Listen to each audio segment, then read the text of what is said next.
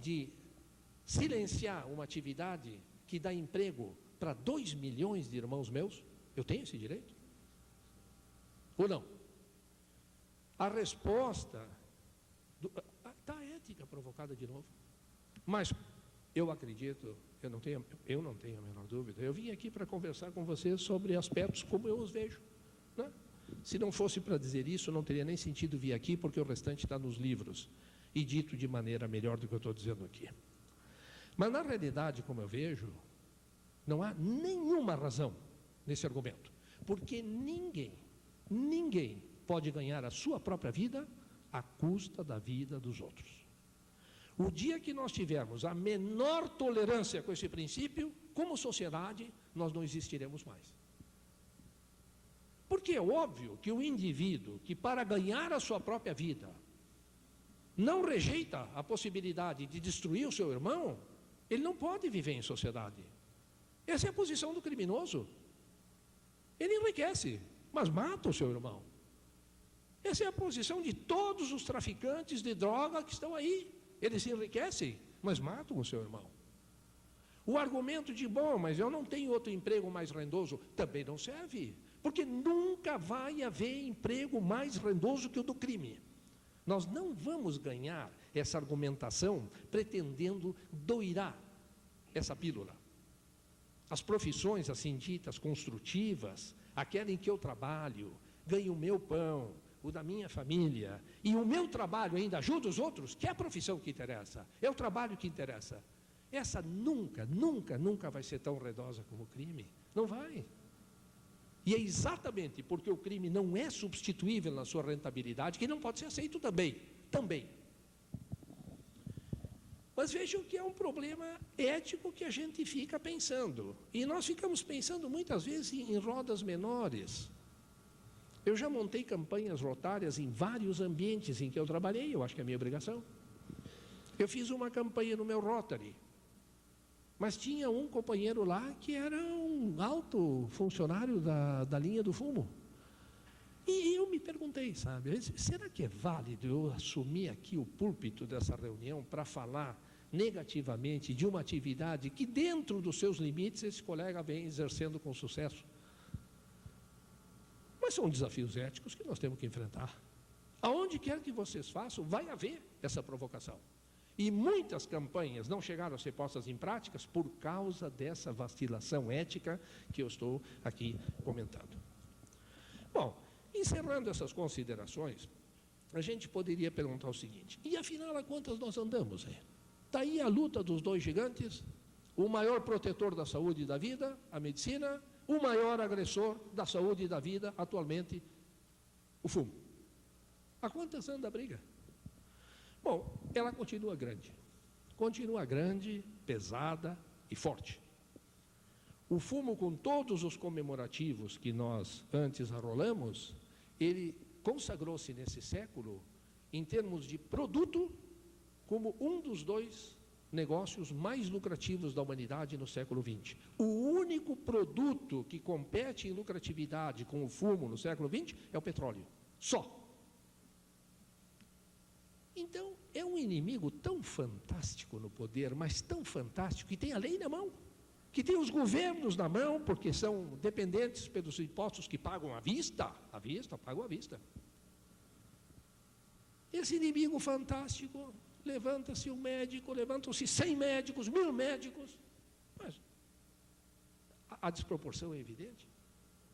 E uma das coisas que acontece no início, e eu participei disso com grupos de companheiros, muitas vezes, desiste, era o conselho que nos davam, porque essa luta não tem graça. Isso é um Davi e Golias com um Davi sem funda, porque não vai ter jeito. Então houve um momento muito perigoso, e eu diria que esse momento ocorreu uns 30 anos atrás, não faz tanto tempo. É que a humanidade começou a achar que o mal era verdadeiro, mas era imbatível. Está tudo perdido, não adianta nem brigar, nem resistir. Bom, mas a briga foi posta no campo. E eu acho que o grande fato do momento é que hoje nós não temos a menor dúvida que nós vamos ganhar essa luta. Essa luta que era inelutável, que era invencível, vai ser ganha. E não digo isso por entusiasmo, nem por grito de guerra para entusiasmar companheiros indecisos. Não, é porque os dados estão provando que, mais uma vez, o homem que sempre garantiu a sua presença no planeta, a sua sobrevida, usando a sua inteligência, mais uma vez, a sua inteligência vai ganhar essa luta. Porque ele está percebendo que essa luta não lhe convém. Então, o que nós estamos notando é que em todos os países onde a sociedade e, consequentemente, a medicina também estão mais bem estruturadas, o consumo de cigarros vem caindo já há vários anos no ritmo de 1% ao ano. Parece pouco, não é? O simples fato de estar caindo significa que a gente está ganhando o jogo. E 1% não é tão pouco, eu queria que fosse mais. Mas é uma média. Inclusive, o Brasil está nessa média. Diminui 1% ao ano no Brasil o consumo de cigarro por habitante. Não o global, como o país ainda aumenta muito os seus habitantes. Mas a nossa definição tem que ser por habitante, para termos um denominador mundial. Então, este fato é importante. Agora, dentro desse contexto, como é que os médicos mesmo conseguiram, diante dos desafios e das dúvidas éticas a que eu antes me reportei? Bom, eu acredito que o médico tem correspondido, não de uma maneira positiva e integral. Ele é humano, e tem que ser humano. A coisa mais temível que podia haver é um médico não humano. E sendo humano, tem fraquezas. Mas uma resposta positiva integral, nós não tivemos. Mas amplamente majoritária. Amplamente majoritária. Vocês sabem que esses médicos ingleses, dos quais 75% fumavam em 1950, hoje 8% fumam. E vejam que isso foi uma luta contra uma adicção. Não foi uma luta contra um hábito, nem contra um capricho qualquer. Foi uma luta contra uma adicção farmacológica. E isto é em todo o mundo. Aqui no Brasil, o número de médicos que fumam cai a cada investigação que se faz. Nós fizemos uma em Porto Alegre, há 15 anos atrás, e verificamos o seguinte, que os profissionais liberais de Porto Alegre, 40% fumavam. Isso é sempre homens, porque para uniformizar e não podendo recensear todos, tem se apanhado os homens preferencialmente, porque são ainda, de longe, os que mais fumam. Então, 40% dos profissionais liberais fumavam. Os médicos fumavam 29%. É uma boa diferença. Ainda mais considerando que a média do estado todo, masculina, era 56%. Você sabe que quanto mais escola o indivíduo tem, menos fuma. Então, os profissionais liberais, com educação superior, fumavam menos do que a média. Mas os médicos, só eles, fumavam 29%. Agora, nós repetimos, 12 a 13 anos depois do levantamento, e deu 19%. Quer dizer, em 10 anos, baixamos de 29 para 19. Os estudantes das nossas faculdades de medicina, que tinham índices muito altos, infelizmente não bem documentados, mas altos no país, nós fizemos um estudo há 2 anos, e Fortaleza foi recenseado, o Dr. Plínio Câmara fez para nós o recenseamento aqui, fizemos o recenseamento na Escola Paulista de Medicina e na Federal de Porto Alegre. E a média de estudantes de medicina fumantes é 7%. 7%. Quer dizer, que a resposta dos moços seja melhor, não surpreende, né? Eles respondem melhor a esses assuntos que tem tanto de emocional dentro dele. A resposta mais fantástica da campanha antitabágica no Brasil é na juventude. Hoje se vê muito pouco jovem fumando. Quer dizer, eles mudaram em 10 anos uma coisa que nós jamais acreditaríamos que mudasse.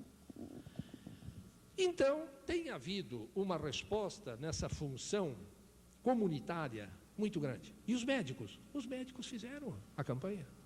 A primeira vez que se organizou uma campanha no Brasil para denunciar o fumo e lutar contra ele foi em Porto Alegre, em 1975. Aonde? Na Associação Médica do Rio Grande do Sul, sob a liderança de um grupo de médicos.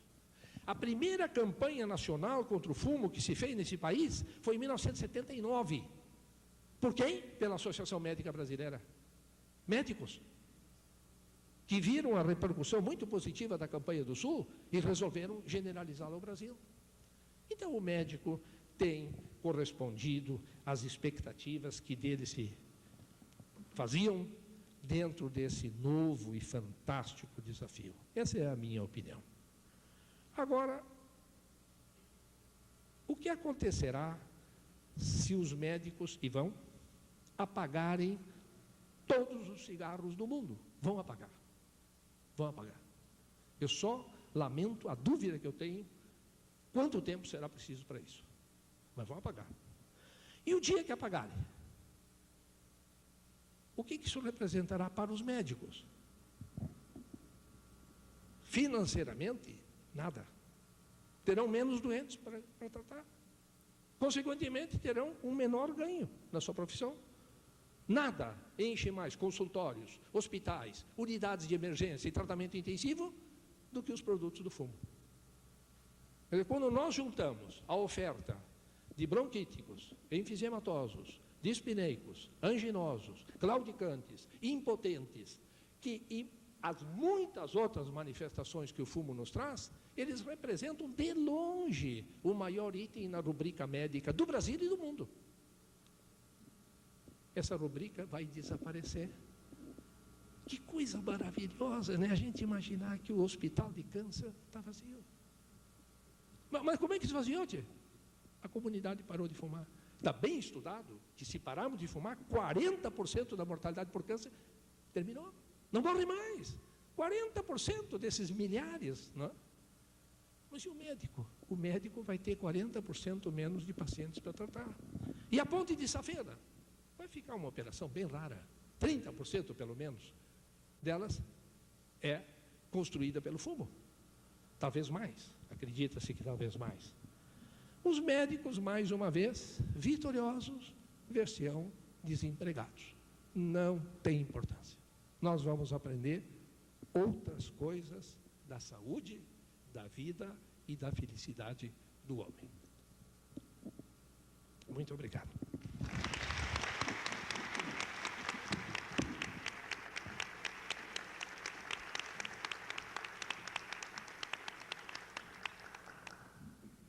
Passou a palavra a doutora Ana Margarida.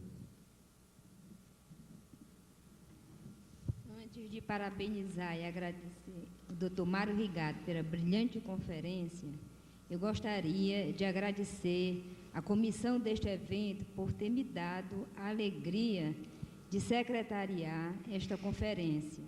E gostaria de dizer ao doutor Mário Rigato que eu participei da turma de 74. Tive o privilégio de assistir à inesquecível Aula da Saudade, que ele falou aqui no início. E que também assisti muitas conferências dele na década de 70, quando ainda estudante de medicina, e me influenciaram profundamente. É tanto que hoje a minha vida eu dedico grande parte à luta contra o fumo, porque foi com o doutor Mário Rigato que eu me apaixonei por esta causa. E gostaria de dizer que ainda me lembro, apesar de tantos anos, 19 anos que eu tenho de formada, de algumas coisas que ele falava naquelas conferências. Uma delas ele encerrou falando: agora de volta ao meu rincão longínquo, vou pôr à prova o velho adágio popular. Como o vento é para o fogo, é a distância para o amor. Se é pequeno, apaga-o logo. Se é grande, torna-o maior. Em outra ocasião, ele falou também que diziam que a sede do amor estava no coração, mas que não, a sede do amor deveria estar no pulmão, porque é com o pulmão que a gente respira, com o pulmão que a gente suspira, e com o pulmão a gente emite todos os ares de amor. Muito obrigada. Muito obrigado.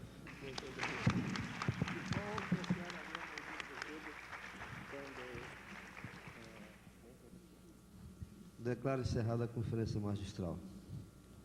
É muito bom, muito brilhante. Grande emoção. Mas olha, Paulo, muito honrado em trabalhar sob o seu comando.